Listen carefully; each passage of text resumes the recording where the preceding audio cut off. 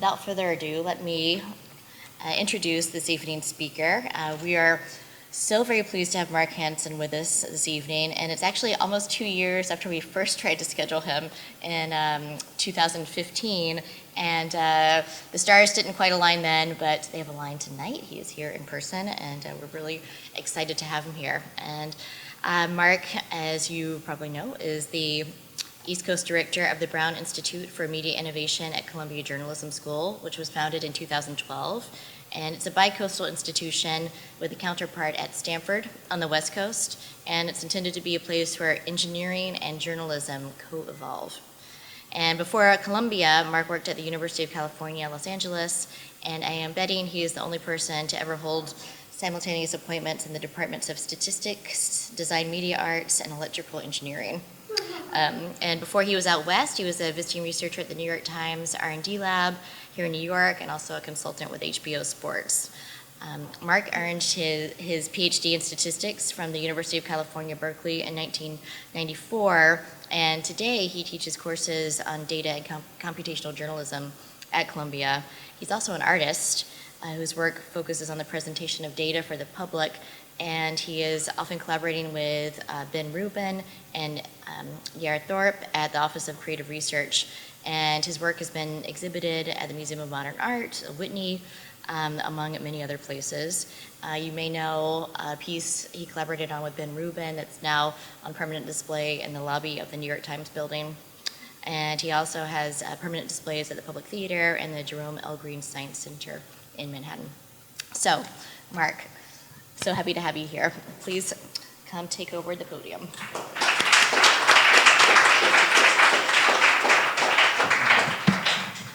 It's slightly embarrassing to think that it took 2 years to... But in fairness, I live at 113th Street, so it's so far away. Sorry that I was late. I can blame it on the subway, but, thank you also for the gracious introduction. I'm very happy to be here and get to talk about my work a little bit. As Molly suggested, right around my 50th birthday, I changed careers from statistics to journalism, which is not. I don't recommend doing that without some kind of a net. What I'm going to talk to you today is about how one goes from statistics to journalism and what that means today. On the way, though, I thought since I was at SVA, I might as well show off a little bit of the artwork that Molly referred to. So I'm going to start there and show a couple of pieces, and then go into maybe things more journalistic. Does that sound all right? She didn't expect you to say no, so yes, we had better. Wouldn't quite know what to do if you said no. All right, so this is a piece that we just finished. Laura Kurgan and I put this together. It's a piece called the Brain Index, kind of literally named. The surface here is not projection. It's LEDs that are potted in white. Bet you didn't think you could make one of those. But there's a single company in China that makes these surfaces, so when the lights are off, it's just a lovely white textured surface. This, by the way, is in a lobby of the new neuroscience building on the Columbia campus. Columbia is in the process of making a new campus at 126th Street, the Manhattanville campus. It's 126th to 132nd, I think. And they hired, well, this is a Renzo Piano building. They hired Diller Scofidio. They sort of cast around for the architects du jour to come up with the campus, and it's going to be a spectacular legacy for our current president. The area we have to work with is the lobby space. It feels like I don't ever actually get out of the lobby of a building because the stuff that we've made tends to be in lobbies, and I didn't really think that could be a genre, but apparently it is. So this is in the lobby. It's about 125 feet long. It's 26 feet wide. I think it's the largest enclosed lobby that Columbia owns. Not that really means anything, but it's a good statistic. Better statistic is that Columbia's the third largest property owner in the city, but So this is on a very long stretch, and the piece is quite large. The conceit of the piece is that brain science organizes, the artifacts of brain science organize themselves essentially geographically. That is, that you're studying regions of the brain, or if you're looking at fMRI, functional magnetic resonance imaging, you've seen these pictures in the mass media of like parts of your brain that light up when you're thinking about cats versus thinking about dogs versus thinking about your parents or whatever it is, right? And so they identify regions of the brain. So research organizes itself that way. And so we thought we would use that sort of geographic cue to also organize and present information to the public. So here's the thing running, I hope.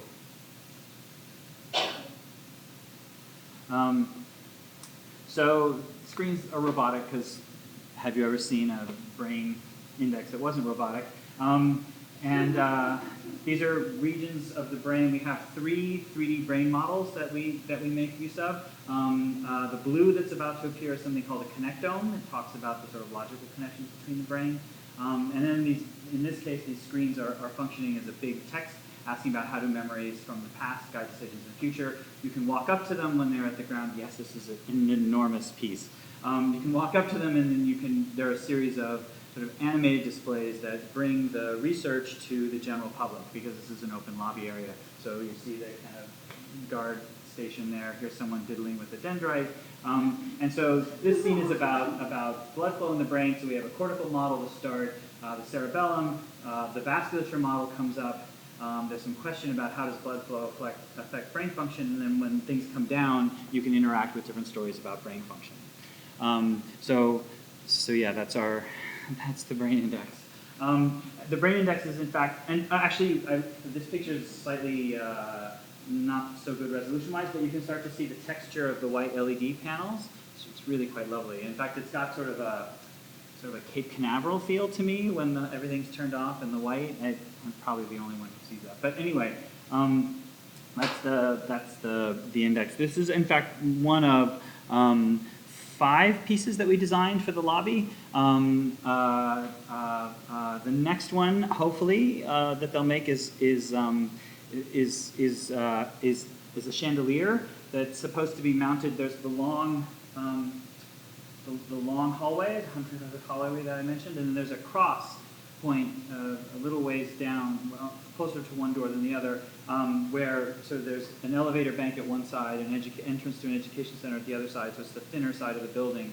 And at that junction point, we thought we would create a chandelier, and it's a series of ellipses, like one big ellipse of 15 foot by 30 foot, and then there's a smaller one and a smaller one, and it's sort of like what's called the thought bubble, being a little literal here. But the last bubble in the thought bubble ends in like a microphone, and the thought bubble takes data from what's gone on in the building and so on, and also conversations happening in the lobby, and sort of puts them up into the 3 ellipses. Each of the ellipses, start with the big one, are sculptural more than anything. They're sort of bent pieces of metal that follow along and mounted on the edge mounted on the metal beam. And I just love these pictures, so we have several of them. Are edge-mounted LED displays. Each dot here is an LED, and so you'll be able to have text kind of flow up and around, and stray thoughts go in and out and around, and I don't know. It felt very graceful to me. We'll see if someday we get to make this, but that's the hope. So a lot of the work that I do, so as Molly mentioned, I'm trained as a statistician. That's my background, that's my doctorate. I had overdeveloped math skills as a child, that's just how it happens. Found my way after, right after graduate school, I went to work at Bell Labs. Stayed there for about 10 years. It was at Bell Labs that I met Ben Rubin. Bell Labs had an intent to reestablish the experiments in art and technology, the EAT program that had happened in the 60s. If you saw the Rauschenberg show at MoMA recently, that was on, there was a back room that had a lot to do with EAT. And I met Ben then, and we started sort of building things. And my side of it's usually been, this is how the data flow through it, and these pieces are the first time that I've actually maybe had a hand in what it looked like. So I thought I'd show you one other piece to give you a sense of the kind of sort of work that I do that circulates good in art circles, because I don't think the sound is gonna, work without some help, so I'm just gonna put the sound on here. Jer Thorp, Ben Rubin, and I had the good fortune of working with MoMA a little while ago on sort of the Artist Experiments program, which brings artists in and has them working on and creating educational experiences. And of course, our educational experience would be around data. And so the first thing we asked was, well, MoMA, what data do you have? And MoMA said, oh, well. And at first it was like, there's so much data here, it's incredible. And then, well, you don't want that, and maybe not that. I mean, that's not unique to MoMA as an entity. Everyone thinks it's all a giggly, buttery slide until you actually think about giving the data away, and then you're like, So, but they did give us the complete collections database, which I think now is on GitHub even. Most of the, a lot of museums are putting their collections databases on GitHub. But, the conceit of the piece is that, this is something about artist experiments. The conceit of the piece is that, the conceit of the piece is that, whatever we exhibit as part of the piece came from the collection in some way, came from the collection database in some way. So it's a title, it's a list of resources that, or component pieces that make up, it's paint on canvas. So here's the database, this is what it looks like. And so what we created were, because Jer and Ben and I had been increasingly interested in the relationship between performance and data presentation or data visualization, so kind of giving data its body back, right, and having it represented in human terms in some way. And so we orchestrated a series of performances, a collaboration with the elevator repair service, who brought along 6 actors, and we had a series of performances that went on the second floor galleries.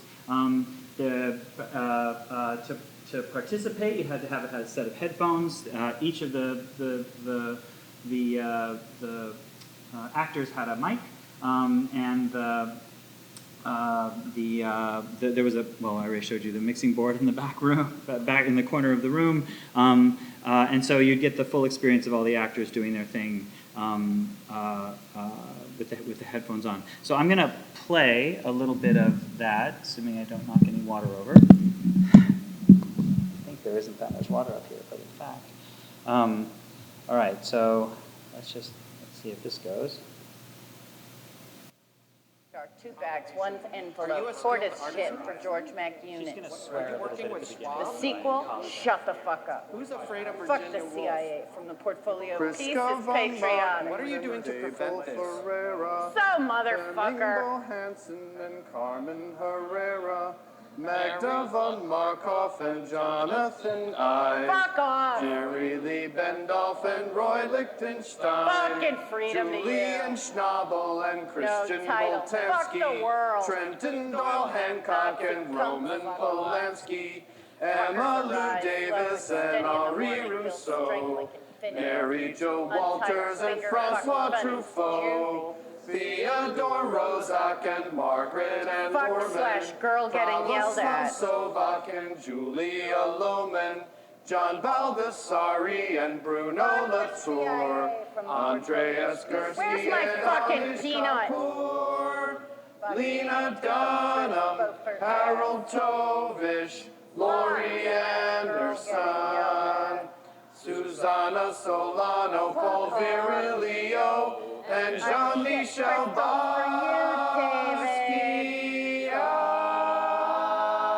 Fuck off. No title. Fuck the world. The sequel, shut the fuck up. I shit crystals for you, David. Not John. the punk John Wood. fuck off. John Woo. John William Carter. The bad habit. John Whitney Sr. ass kicking, John Waters. food eating, John head Waters. John shrinking, Walker. social climbing, John motherfucker. Vachon. John Timothy. John Thompson. Shut the fuck up. John Skarkowski. John The Sturgeon. sequel, John Steve. shut the fuck up. John Sloan. John Sennhauser. Shot. John Sales. John Salk. John R. Morgan. John Riley.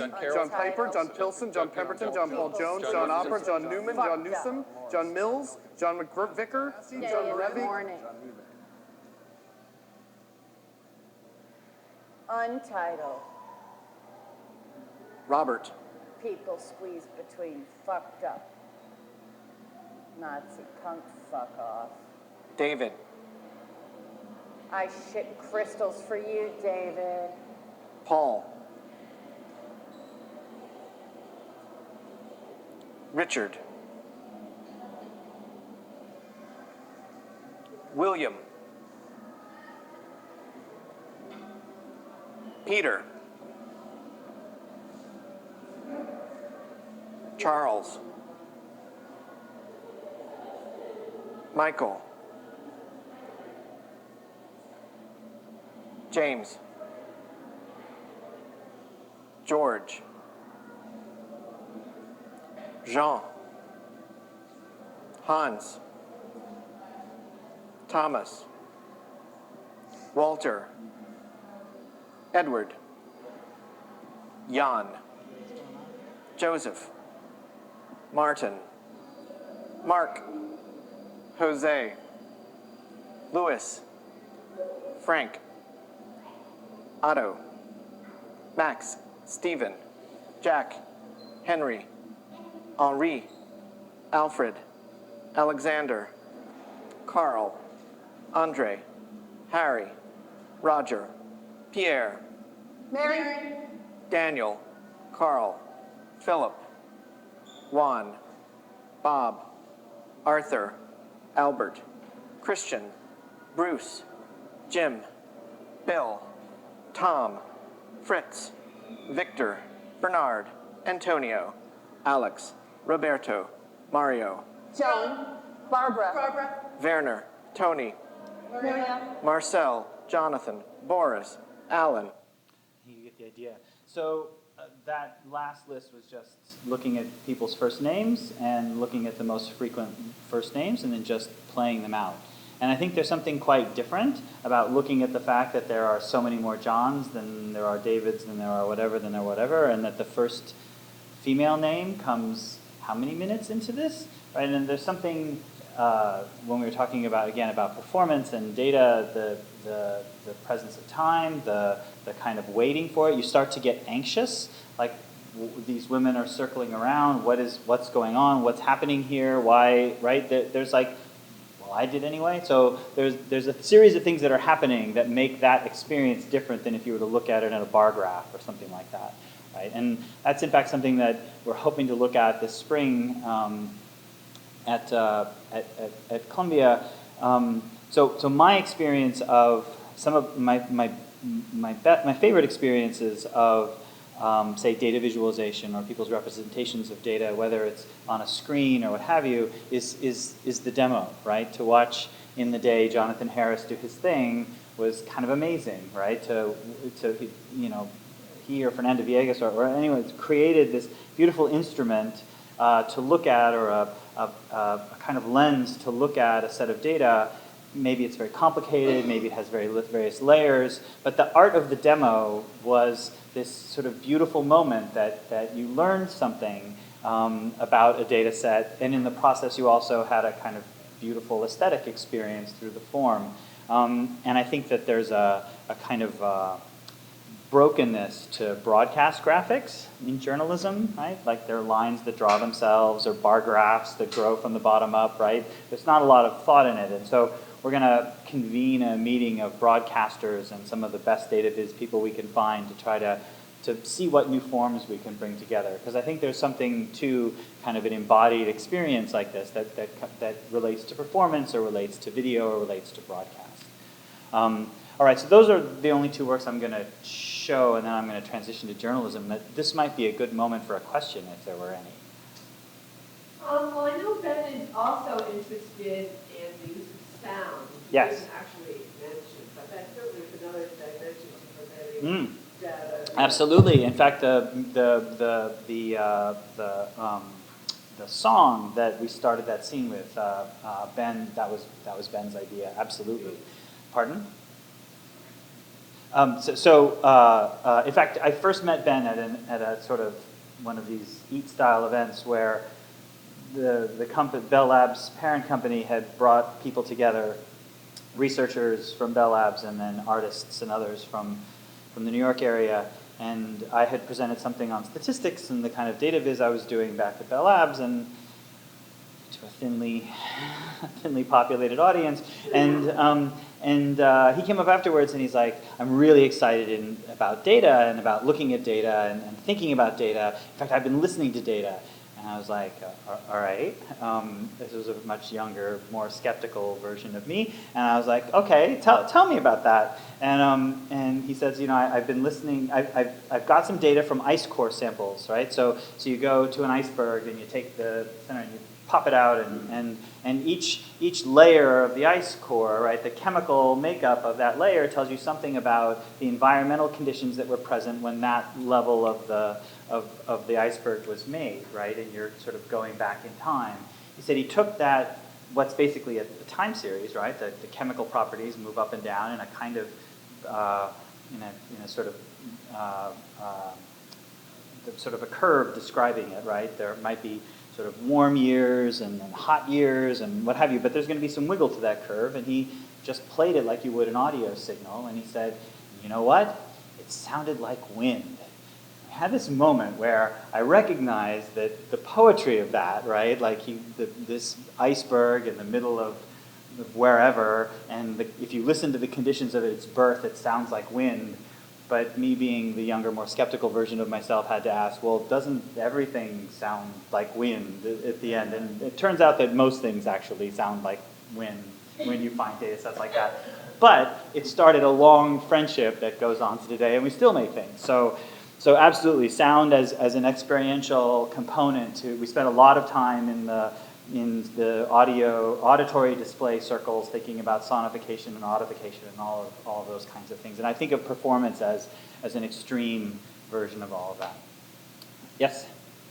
I'm not sure if it's common, but as I heard the first names from the Moto collection popping up, I found myself reassociating last names of artists in Moda and sort of visualizing objects in Moda. I guess that only happens with people who know Moda fairly well. But I wonder how often this happens. And I confess this is sort of name. I kept wondering whether you have to pay royalties on these sort of feel their favorite things. But this is only Yes, well, I don't know about that. We're just going to let that go. Usually we get you by unfair use, but anyway. She says it's fair use, so it's all good. Were there other questions? What I thought I'd transition to next is no, it's fine. What I thought I'd transition to next is sort of having worked at UCLA for a while. Well, I went from Bell Labs to UCLA and taught statistics and what have you, and now I'm heading something called the Brown Institute at Columbia Journalism School, which adds a kind of an extra wrinkle. So the Brown Institute was founded in 2012 by Helen Gurley Brown, the longtime editor of Cosmo magazine, which means we can throw a damn good party.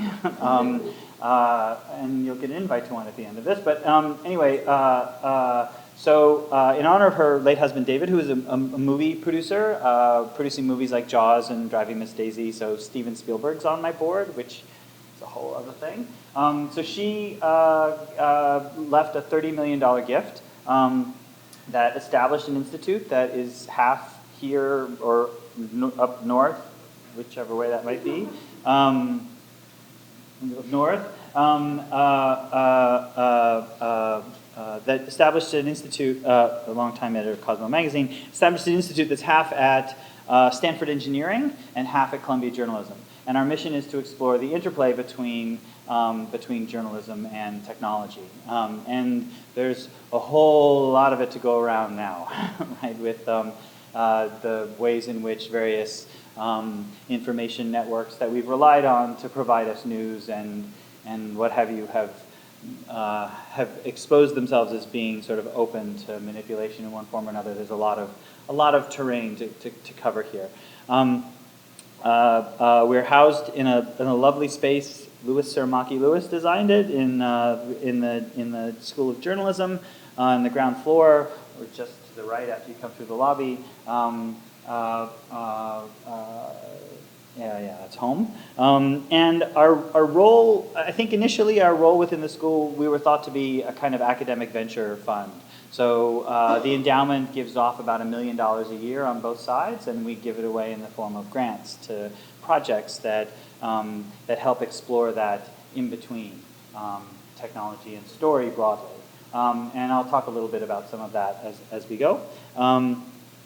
We also, though, decided that we needed to take on a fairly serious pedagogical mission, in that the journalists left to their own devices, if you put out an open call for technology and journalism-related proposals, you get a whole lot of proposals for websites. Not that there's anything wrong with a website, but it just doesn't feel to me like it's moving the needle very far. So we have funded a couple websites, but so we started a pretty heavy pedagogical mission that brings people of various kinds in to talk about technology or to talk about journalism and the ways in which journalism functions and the relationship between the two. So we have a fall lecture series. Last year it was Joanna Coles, who had just been named the content, the head of content. There was a chief in there. It's going to be in the first paragraph, but I'm too nervous to do that while I'm talking. And so, we have to do things differently. So we have our fall lectures always outdoors. So we, had some blankets made because, you got to give people some fashionable blankets. Prior to that, I guess our first fall speaker was Bruno Latour. He came and gave a lecture basically about climate change. He was also outside. He was at first a little unsure about that, especially as it started getting really cold toward the end of his lecture, which I thought was kind of poetic, right? That it just all felt right. But we had 500 people all sitting in the cold at the end watching Bruno do his very Bruno thing. He also had written a play called Gaia Global Circus that we produced at the Kitchen for three performances. The first night, the New York Times was in the house, and man, that was scary because I hadn't really seen the play in its entirety, and I thought, an STS guy writing a play, that's either going to be really amazing or, oh my goodness. And so I sort of waited for the review to come out. So we also, in the school, run something called the Transparency Series because everything in my world needs a name, otherwise, well. So it's a series of training sessions that all kind of function the same. There's a talk on a Friday night, and then there's a day-long workshop on Saturday. So last year, for example, we had sessions on polling, on mapping and cartography, on virtual reality, illustration, reporting on algorithms. We'll talk more about algorithms in a bit. Visualization, network analysis, documents as data. These are topics that are on the edge of journalistic practice. They're not quite part of the core curriculum, but in time, there are things that journalists will absolutely be required to be able to think through. Otherwise we're all kind of in trouble. So, so we would have, for example, on polling, we had our panel was co-organized with Thomson Reuters, and we had Harry Ensign and Neil Payne from 538 come and teach us about polling and what that meant. And 24 students get this hands-on relationship with Harry. Mapping and cartography last year was Al Shaw and giving the talk from ProPublica, and Derek Watkins from the New York Times doing a day-long session on mapping and what mapping means to journalism. And over the course of the year, like I said, everything from censored journalism to machine learning to illustration. We even had one on typography because I kind of love typography, and I thought the journalists should know something about that. This year, just to pitch, we have 6, and I'll just tell you about the 3 coming this semester. One is on virtual reality. It just finished, in fact. We had someone from the Dow Jones and Wall Street Journal come and give us their sort of what it was more 3D visualization, like visualization of data in a virtual environment. And then we had 2 people from the New York Times Daily 360 come and lead the students through a full production cycle of like how they do their work. I don't know if you know much about the Daily 360, but every day the New York Times puts out a new VR piece. And they're on that aggressive production schedule because they're trying to figure out, well, how do we tell stories with this medium, and what is this medium good for? So let's just, a big chunk of them are going to be awful, well, probably not awful, but are going to be not amazing, but we're going to learn something from them, right? We're going to learn along the way. And actually their boss, the vice president of virtual reality, or the executive editor of virtual reality, we'll get her title in a second, Marcel Hopkins, we funded as a grantee, and I'll tell you about that in a little bit. The next one's on drone photography. That's coming up in October. We're taking our kids out to the head of USA Today's Unmanned Aerial Systems Division. Who knew that USA Today had an unmanned aerial systems division? Is taking them out to the field where they train their pilots, and he'll pilot the drone, and they'll move the camera around and do their thing. But and then finally, the last one is on reporting for this semester is on reporting on climate change. This makes it very clear to me that the screen is squished, but these are supposed to be circles, but that's okay.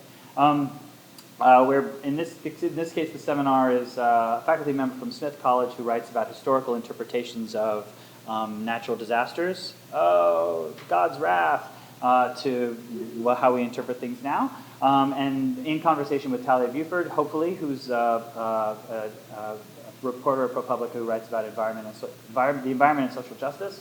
And then the workshop takes our 24 or so of our PhD student, takes 24 or so of our journalism students, our master's students, and pairs them with a PhD student from climate science. And then we have a parade of journalists who come through, journalists whose beat is climate plus economics, climate plus, religion, climate plus whatever it might be, with the hope of having the journalists see that climate change is part of every story, not just the environment story.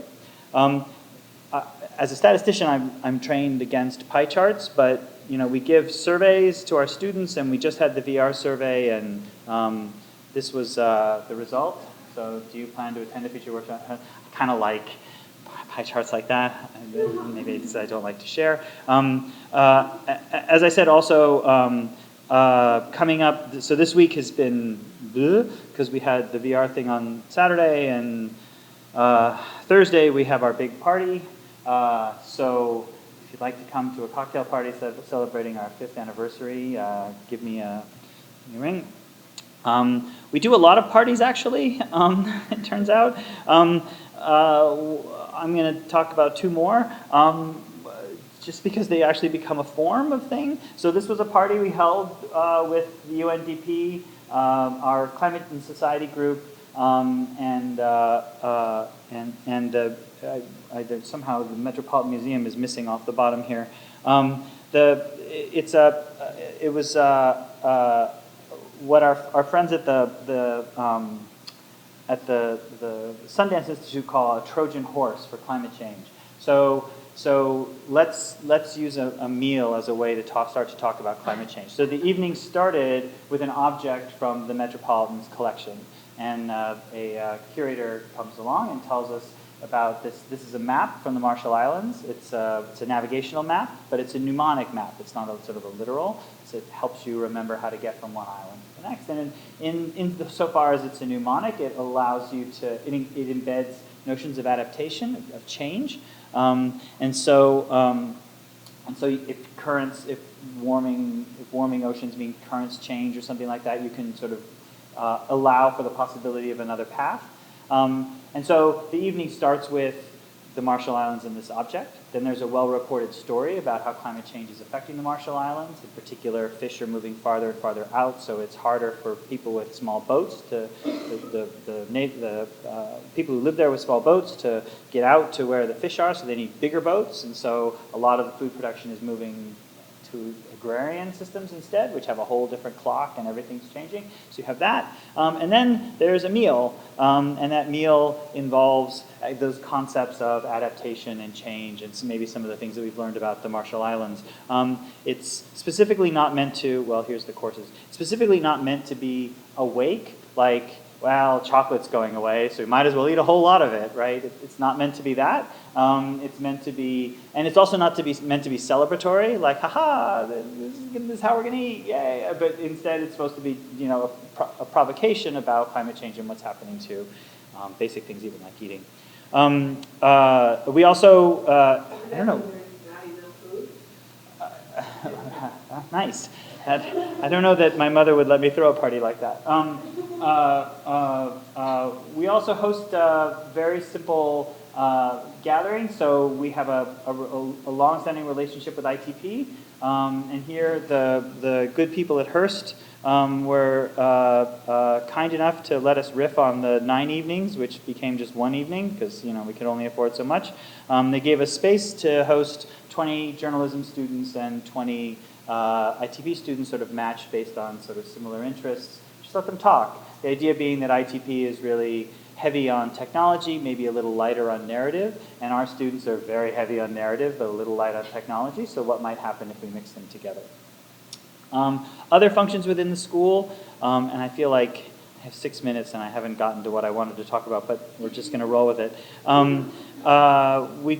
We started, in the last couple of years, I feel like we've started to get to a place that is a little bit deeper than I would have expected. So we just finished a conference called SneakerCon, which is an unfortunate name collision with an actual shoe event that takes place in New York. So it meant it was very difficult on Twitter to keep track of a conversation with the hashtag SneakerCon17 because it, anyway. And it was all about SneakerCon, named after sneaker nets, which were just basically code for us for offline communications, meaning people exchanging digital information but avoiding the official internet. And why would you want to do that? Why would you stay off the official internet? Like? Security's a good one. What else? Illicit activity. You're up to no good. What else? You don't want to leave a footprint. So there are some notions of surveillance and privacy and so on. And we certainly had sessions relating to, and I don't expect you to be able to read these in the back or even in the front. We had sessions related to decentralization. In fact, our keynote was on the moral imperative of non-internet communications, decentralized networks. Sometimes those networks, that decentralization, the idea that there isn't one totalizing network, but there are smaller networks that loosely come together, mean that a lot more familiarity with the participants in that network. For example, a literal sneaker net means you are handing like a flash drive to someone, they copy it, they hand it to someone else, they copy it, they hand it to someone else.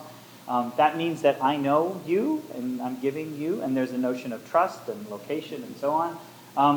And so sometimes it's about resilience, right? So Hurricane Irma happens and you have no network, what do? And so there are various projects to try to get networks back up in a kind of in an offline way. And also notions of just wanting to have content appear just locally, right? I don't need this spread across the world. I just want it in this room, right? Or I just want it in this building, and that's it. And so there are models for that. The second day, we imagine networks as designed objects and what it means to design a network to the needs of human communication as opposed to adapting human communication to the design of the network, right, to the design of the internet. And we used as our lead example a publication called Spectrum. The editor is interested in publishing material about LGBTQ health issues and about women's rights issues. She's an expat, an Iranian expat living in Paris. Can't go back. How does she publish her material? She's not going to put it up on the web. It'll be taken down or censored immediately. Does she pick one of these sort of peer-to-peer applications? How do you sort of and from a kind of, in journalism, we're talking a lot about platforms and publishers. Platforms meaning Facebook and Twitter and so on. Here, the publisher partnered with a technologist to create a platform. It turns out that 70% of Iranian households have a satellite dish on the roof.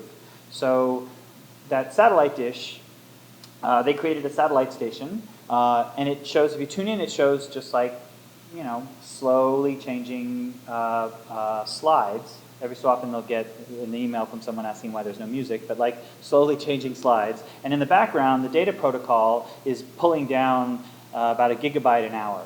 And when you put that through a sort of decoder software, you end up with the content that they're publishing. So imagery, sort of magazines, but video, what have you. And so we started to see then the interplay and like how networks start to adapt to human patterns of communication as opposed to the other way around, and that this online-offline question can actually be navigated in sort of non-binary ways that make it a really interesting site of creativity.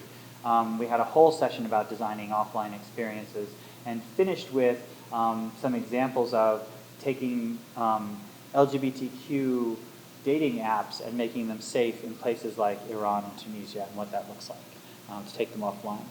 All right, so to give you a sense of the kinds of things then, so these are the kinds of things that are part of our pedagogical mandate. And then the sorts of things we end up funding, well, we're funding a project called, the designer who's on my staff is on a Saul Bass kick, so these next are going to be very Saul Bassy. But the data share is something that we're co-funding with Frontline, and it's from ICIJ, the group that broke the Panama Papers story. And there it was 100 or so journalists working in a very tight communication, a very tight network. What data share attempts to do is say, all right, we have a looser network of connected people. I have on my computer a database of bad guys, and you have on your computer a database of bad guys, and maybe we have some bad guys in common. How do we know that? How do we figure that out? Should we talk to each other? How do we negotiate that process? Campaign is a news game. You are a campaign manager, and you need to get your candidate elected. You can buy a lot of data about the electorate, but as you buy data, your vision of the electorate starts to change, sort of Cambridge Analytica style, right? So you start to see people in categories, you start to see people in... Anyway, the editor for this is ProPublica. Data Interrupted, I'm only going to do maybe one more of these, but Data Interrupted is looking at the civil war in Rwanda, the genocide, but not looking at it from a human toll, but looking at it instead from the context of prior to the Civil War, there were 120 some odd weather stations operating in the country. Just after it started, there were 5, and it remained at that level for the next 20 years. And what it means is that the Rwandans don't have the capacity to make predictions about changes in the environment, changes in, let's say, planting patterns or whatever due to climate change. How should they be adapting? And so it's a story not of like big data and scary, we're being surveilled, but it's instead a story of loss and absence. We also funded, if you see Measure for Measure for the Public Theater, we funded the teleprompter. And then I'm going to talk about dark inquiry in a second. We've done things in the past like worked with interfaces for drones. Right? So here's a projection on the ground and you can interface. We funded a story about these kind of crazy Yugoslavian, well anyway, it's a whole lot of drone hoo-ha. And then we funded a VR piece with Frontline called On the Brink of Famine, which was about the famine in South Sudan.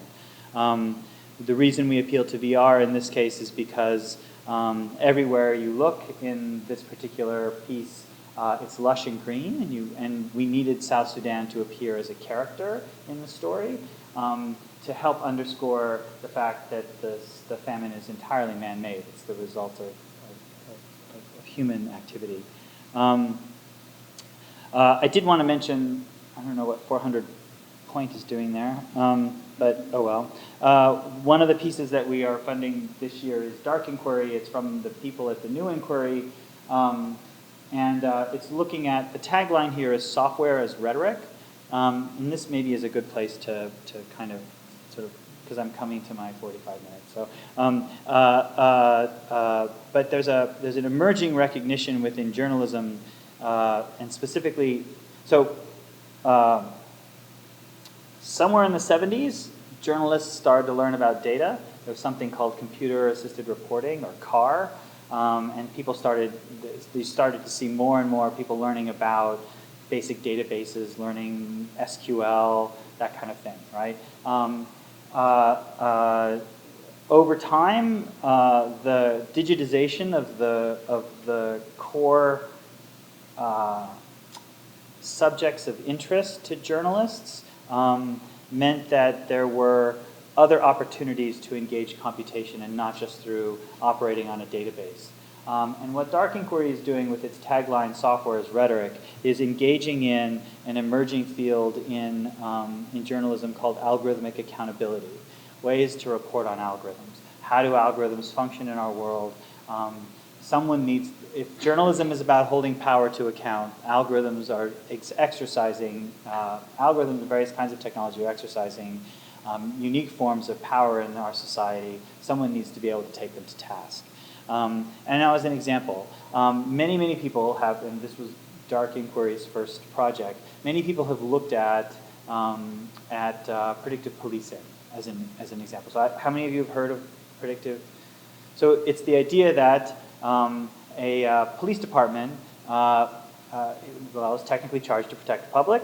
They have so many police every shift. Where are the police going to go?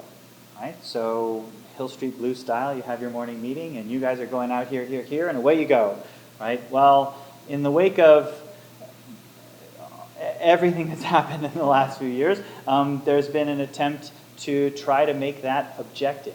Right? So we're going to objectively determine where we should be policing. And that objective decision has been given over to algorithms, to computer processes. The very first, something called Predpol, made use of CompStat data. That's a local New York recording historical data in various areas, and was a total black box model, meaning you can't really look inside. It spits out predictions. Right? I should mention maybe further, the statistician in me feels important to say that there are two cultures around modeling. There's one that says, I want to use this model to, I think that this model somehow represents, even in a loose way, the way nature works. So knowing something about this model means I learn something extra about nature. And then there's this other culture that says, I don't care how nature works, I don't care how this box works. If it makes good predictions, that's all I care about. Right? So black box, not black box. So Predpol's black box models and says crime is going to happen. Its predictions are kind of like earthquake predictions, right? So a shock happens and then aftershocks in the neighborhood afterwards, and they'll send police according to historical crime data. Another company, Hunch Lab, uses gradient boosted decision trees, very sexy, but uses not only historical crime data, but uses aspects of the terrain, right? So there's a subway nearby. There are 5 bars here. There's this, there's that, aspects of what's around you, and those different parts of the terrain might in turn influence the time and placement when, the time and location where crime would occur.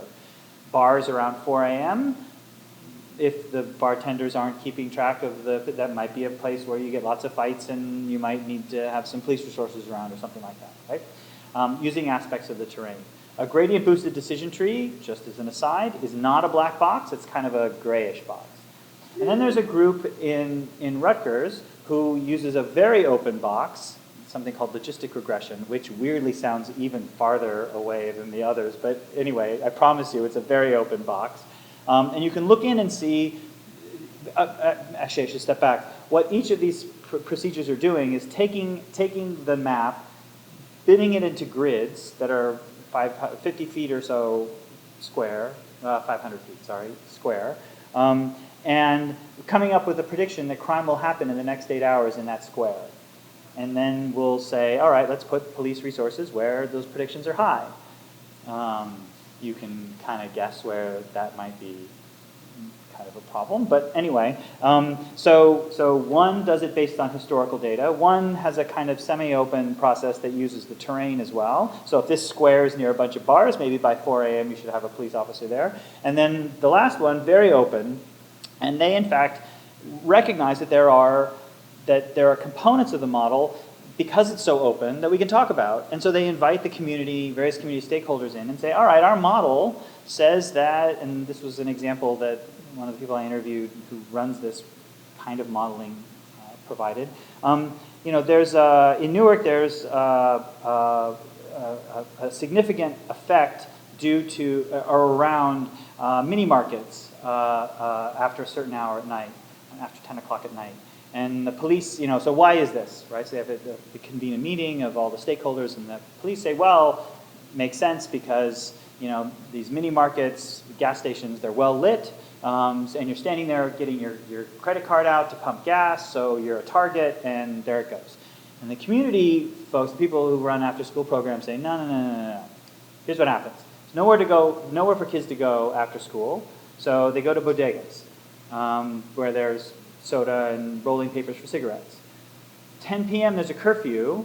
Where do they go? They're going to go to these mini markets that remain open 24 hours, where there's also sodas and rolling papers, and they hang around there and get into trouble. So it's not so much let's put a police officer there, but let's find something for the kids to do after school, right? So by having an open model, you can start to have.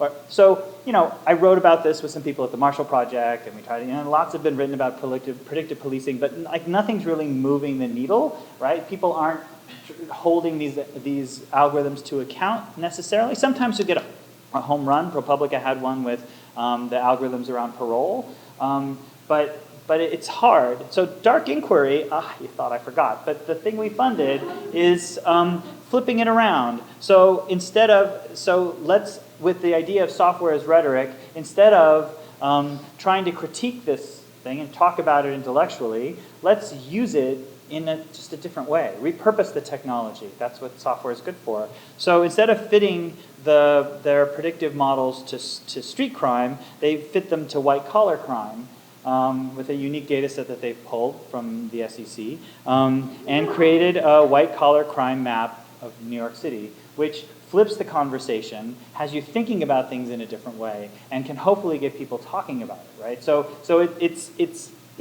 I think of these things, okay, there's an app, and okay, the averaged white face is maybe a little much, but I think of these things all as examples of where journalism might head, sort of new forms of storytelling that engage with technology in sort of different ways, right? That help advance the notion of narrative, that help advance the ways in which we hold power to account. So from my corner of the data journalism world, data and data technologies of new social relevance. That objectivity that the police departments are after, that's illusionary, right? There is no such thing as an objective algorithm. They are systematic, absolutely, but they are anything but objective. They inherit the biases of the people who design them. You may not know what those biases are, but they absolutely do. Data can either reinforce or challenge systems of power. And so Emily Bell describes journalists as truth tellers, sense makers, and the explainers of last resort. And so as the explainers of last resort, journalists need to understand a lot more about the mechanisms that are controlling our society. And from a pedagogical perspective, me as a journalism educator now have to include and incorporate ideas around data, advanced ideas around data, not just mean, median, mode, which was fine in computer-assisted reporting in the 70s, but maybe something more, right? Maybe that we need to learn a bit more. My computational elective last semester was called Computational Propaganda, and we were looking at all the ways in which these networks that we relied on completely collapsed to give us, or could be gamed to give us. So the students learned what a recommender system, algorithmic recommender system was all about. They learned what it means for a topic to be trending and how that might be computed, even though very few of these systems tell you how that's done. We bought some bots on Twitter or bought some followers on Twitter and saw what that was all about. So we learned about bots and botnets and the whole thing. And as a capstone, we kind of looked at We looked at fake news and how things spread, right? How things would move through networks and ended up in the mainstream media from very extreme places.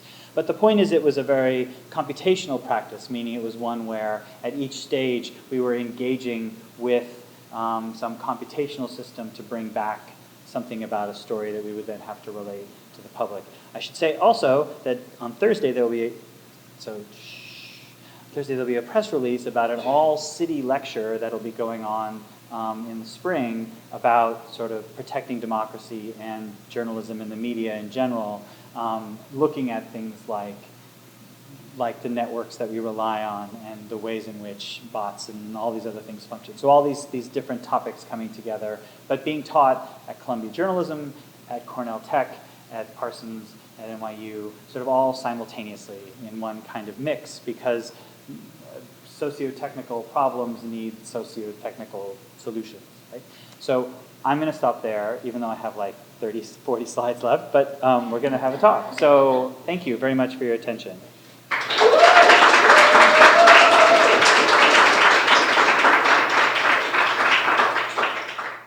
Say it's so fantastic to hear you talking about these things, because I've been hounding our students with this question, and we don't know, we're trying to figure out how to answer it, but how do you critique the design of an algorithm? And in the sense that things like algorithms are territories of design that are less visible and feel less concrete, even though the impacts they have are so significant potentially. And you talked about how in the SneakerCon workshop, that second day, you talked about networks as design, and you were really talking about data in many ways as a design artifact. How could you advise students who are coming from design backgrounds, studying design, to approach that question of how do you critique or just write about the design of an algorithm? Well, so I think first off is to maybe understand a little bit about what's meant by the term algorithm and what we're. So use the mic so we have because the of the audio. video, Yeah. right? Sorry. Okay. First, I think it's to understand what we mean by algorithm. Back in graduate school, I wouldn't have thought that so many people would be using this word. In fact, my partner's father brought it up to me, and it was a little jarring. I was like, Larry, where did that come from? But I think right. So in terms of critique, I think there's some inevitable technical knowledge that you have to come to grips with. I don't think that it has to be very difficult. I think part of the reason why algorithms feel like they're hard to critique is because they're often couched in very mathematical terms, and that might be a block for some people. There are certainly things that, for example, ProPublica is doing. When you have a very opaque algorithm and all you get are inputs and outputs, right, then you can sort of critique it like you would any human system. Do the outputs exhibit signs of bias in various ways, right? Like, are there things that are obvious based on how it's reacting? Treat it like a kind of unknown agent and see what happens. I think actually, I'm wandering a little here, but I think the first step is to be very clear about the fact that algorithms have bias, right? That algorithms have a perspective. That every piece of, this is the first lesson that I give my kids. So every piece of digital technology embeds within it a model of the world and acts as an argument for that model, right? And this is, you have a version of that law that probably is better put than that. But it's designed.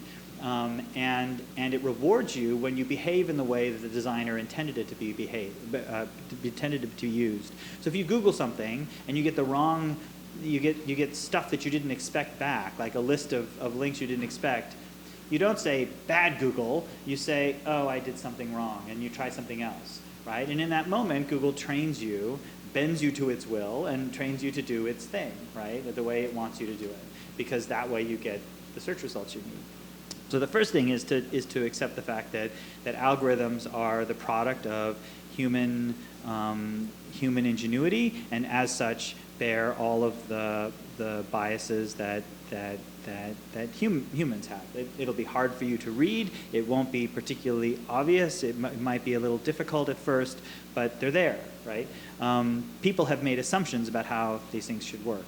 And then I think there are questions about if you start to get access to like visibility into a system. So how is the system, like the basic question, how is it, on what basis did it make this determination, right? How did it come up with this answer? I've seen some beautiful work trying to open up some black boxes coming from the University of Washington. Carlos Gestrin has done some nice work about looking at, let's say, pixel-based models on images, or word-based models for natural language processing, where a tweet is classified as being of one type or another, or a picture is of one thing or another, like a piece of computer vision. And I remember there was, I'm probably going to get this wrong, but I think there was a data set that he was looking at where the classifier had been trained to try to tell the difference between a dog and a wolf, if I'm remembering this correctly.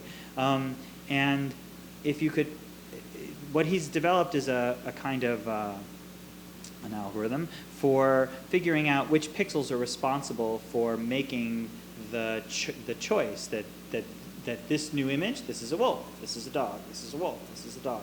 On what basis are you making that decision?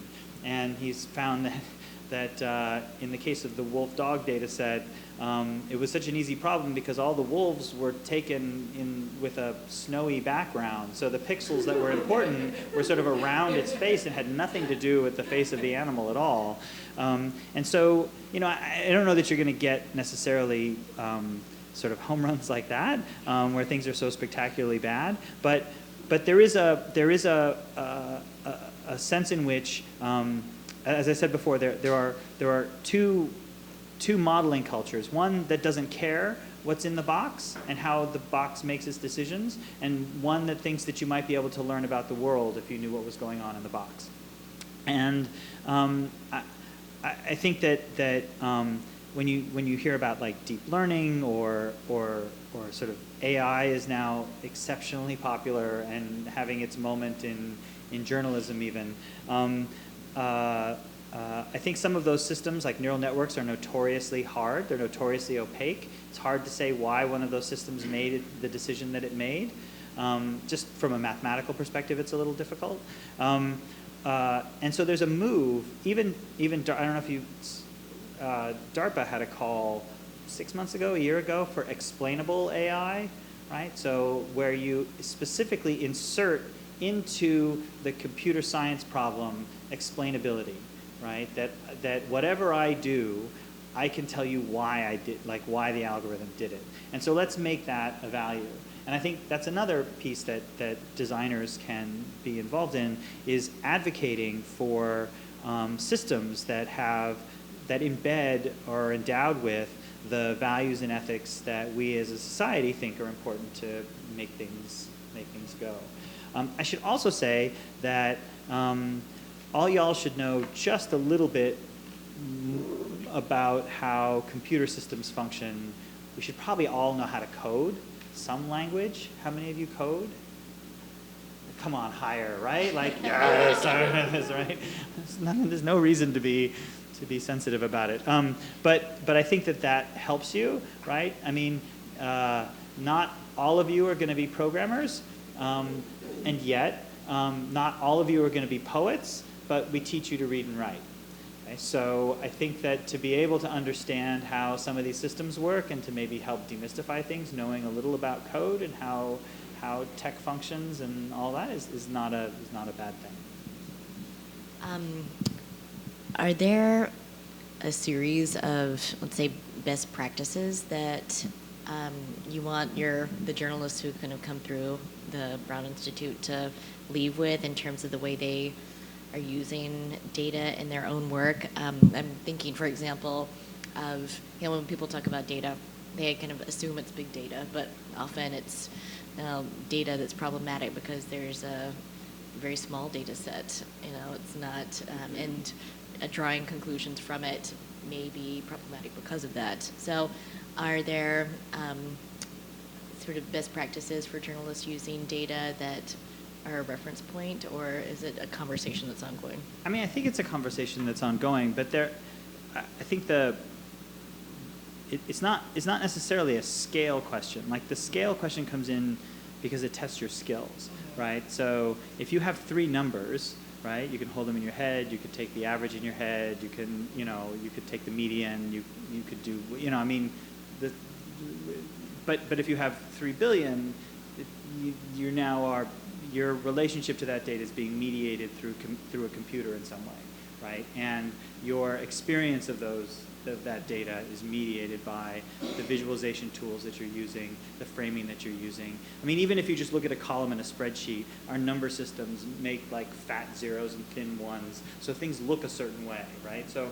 the scale question maybe is more one of how one comes to understand data, because big data, which is a whole hoo-ha unto itself, but like, there can be gargantuan data sets that are, sort of biased in the sense that they're gappy. I mean, to go back to the criminal justice system, for a long time, the uniform crime reports the FBI puts out have been quoting the number of people killed by police in the 400 somewhere every year. But if you dig into that number, right, and the uniform crime reports is a big data set of people, the police departments, although voluntarily, provide data about. But so if you start to talk to police departments and say, do you give up the number of people killed by police when you report to the uniform crime reports or to the FBI, some jurisdictions say no, because this is the uniform crime report, and when a police is involved in a shooting, that's not a crime necessarily. Some don't report that number at all. And so it's not necessarily the presence of big data that I want the journalists to be aware of. I also want them to be aware of where there might be gaps. And so I don't know if you saw the piece in The Guardian, the Washington Post did as well, where they started using simple Google searches and various kinds of media searches to try to get at the number of people who've been killed by police.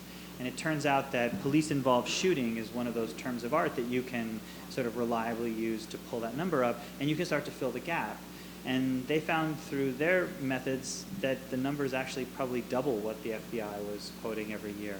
And so that becomes an interesting function of journalism as well. So not to just be, because there's a concern that, if data journalism becomes a thing, then the precursor to data journalism is data, right? And you only go where there are data, right? But you should also be looking at where there aren't data.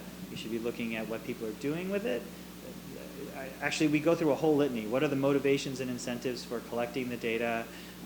Why does it look the way it does? There's a set of things. And so I need them to be questioning, right? I also need them to be not afraid of going to talk to, well, say, a statistician, right? In anywhere they go, whether it's the Tampa Herald or the Chicago Tribune, there's a local university with a statistician sitting in an office who no one talks to, right? And if they walked in the door and said, I have this data set, will you please help me? Or I did this thing, do you agree? They'd be delighted to help, right?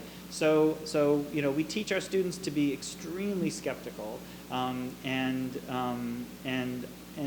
be able to, if they can't do it themselves, at very least be able to hold their own in a collaboration. So I'm sure the audience has some questions. So let's take a few questions from the audience for the next few minutes. Hi, my name is AJ. I'm part of the design research group here. I'm very curious to ask you a question about attention span. So it seems like we're now in a situation where we have access to lots of information, and journalists are working really hard to actually try to get information that's true to the public. But talk a little bit about essentially the lack of attention span on readers' side. So people who are working, they can't troll Twitter, they can't troll, or they can't read through all the Twitter feeds, they can't read through all the Facebook feeds. What do you teach your journalism students about dealing with this problem of attention span? Right. So I think so. I'll stick to what I know, which is the systems that have been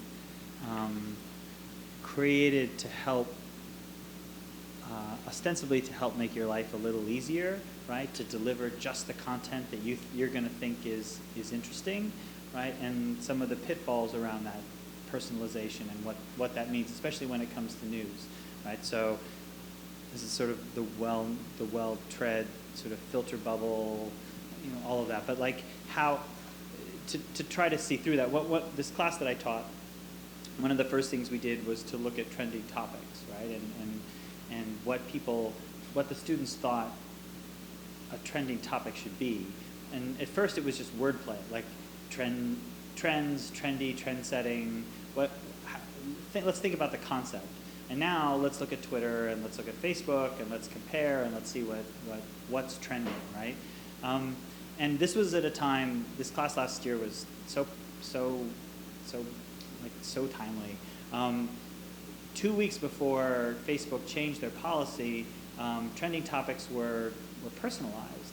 So my students didn't realize that, and they were looking at each other's screens going, wait, how come your trending topics all have to do with, I don't know, Argentina, and I have no Argentina in my trending topics?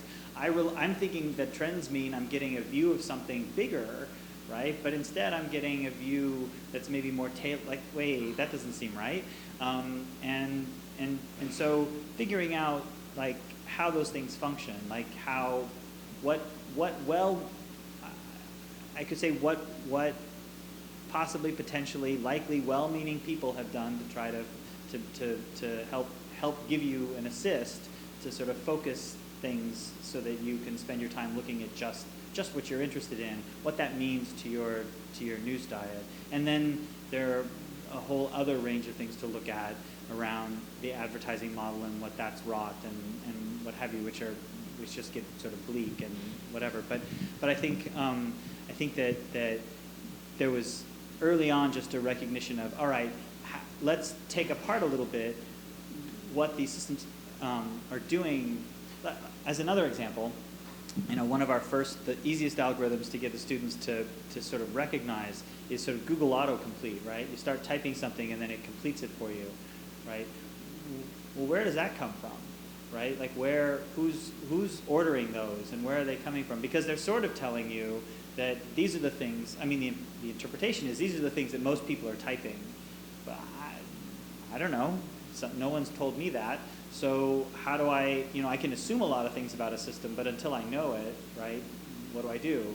And so, I taught the students how to generate those API calls from IP addresses from different parts of the world, from different parts of the country, see what kinds of answers you get. Do things change? What does that mean, right? And so start to take that apart. And if you're a little bit literate in sort of computational techniques, you can start to do that at a scale, right? Does that answer your question? A little bit. I guess I'm still wondering what you've learned about attention spans. You know that they're getting shorter and shorter over time. Right. Do you see any ways of growth or changing patterns? Well, so this is a little out of my depth. So I can say that we just today put in an NSF grant using a whole lot of data from Chartbeat to try to see when people stop reading a particular thing, maybe relate that to something about the topic or about something that's gone on before. Like, there'll be some kind of, we'll start to look at how fine-grained the data are that are available and what sorts of things you can learn that way.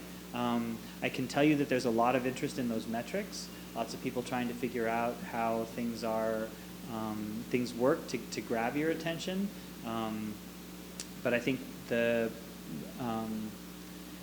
least from my view as a professor, there's a whole lot of the technical underpinnings of that I don't understand, and that makes it great for grants and for classes, right? Get the students to help us think through it.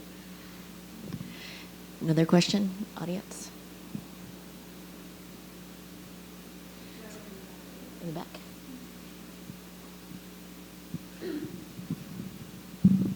Hi. You mentioned that coding is a really good skill to pick up as a way of demystifying the actual process of getting data. But, and you know, a lot of, you know, being critical about thinking about where the data comes from, et cetera. But what about like data collection, creating your own data, and just being the data collector from the bottom up? Oh, so my comment on coding was maybe more about sort of the algorithmic piece. The idea about creating a data set in one form or another, whether that's done with a sensor or that's done just by, you know, you standing at a corner watching people go by, to anything to drive home the idea that, you know, data are the product of human effort, memory, observation. Everything depends on a frame. If you start to collect data yourself, you start to see edge cases and where uncertainty creeps into things.